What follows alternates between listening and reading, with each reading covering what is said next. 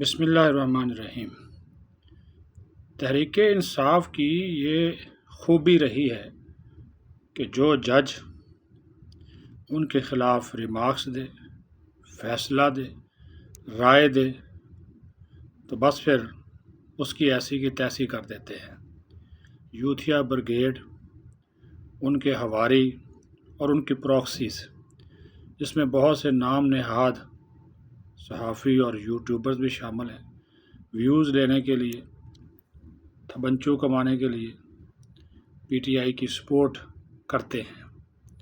Supreme court کی معزز خاتون جج جسٹس مسرت ہلالی نے مخصوص نشستوں کے کیس میں سلمان اکرم راجہ کے ساتھ جو آرگومنٹ کیے اور جو ان کی کلاس لی، اور یہاں تک ان کو کہنا پڑا کہ یہاں پر تحریک انصاف والے عدالت میں کچھ کہتے ہیں، بات ان کے مطلب کی نہ ہو تو ٹرینڈ بنایا جاتا ہے سوشل میڈیا کے اوپر، ججز کے خلاف، عدالت کے خلاف، اور یہ پہلے سے طے شدہ چیزیں ہوتی ہیں۔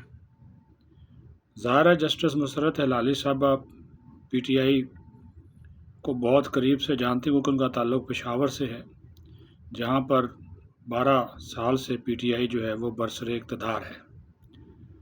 تو جیسے ہی ان کے یہ ریمارکس آئے، سلمان اکرم راجہ کے لتے لیے یوتھیا بریگیڈ اور ان کی پراکسیز ان کے پیچھے پڑ گئی۔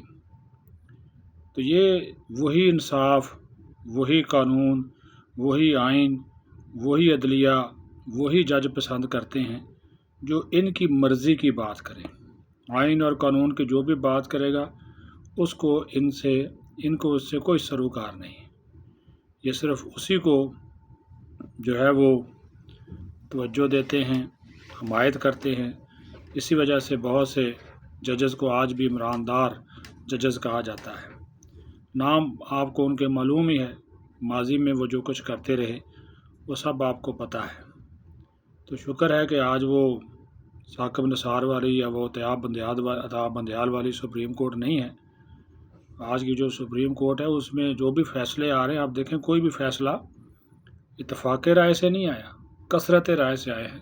ججز کے اختلافی نوٹ موجود ہیں، تو پھر اس کے باوجود بھی ان لوگوں کی جانب سے بہت سی باتیں اور اعتراضات، کیونکہ فیصلہ خلاف آ گیا، تحریک انصاف پارلیمنٹ سے فارغ ہو چکی، تو لہٰذا جسٹس مسرت ہلالی صاحبہ اور دیگر ججز کے یہ پیچھے پڑ گئے ہیں۔ لیکن سچ کیا ہے عوام جانتی ہے۔